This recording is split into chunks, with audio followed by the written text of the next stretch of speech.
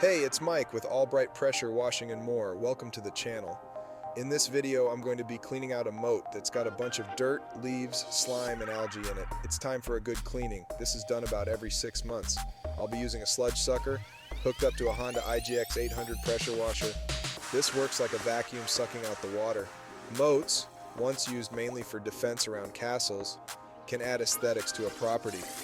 Cleaning them up is not only important for keeping up the aesthetic appeal, but also for preventing the growth of harmful organisms. Remember, maintaining beauty around you always starts with one single step. And today, it is about reclaiming the charm and functionality of the moat. As always, thanks for watching. If you found this video helpful, consider subscribing to see more pressure washing content.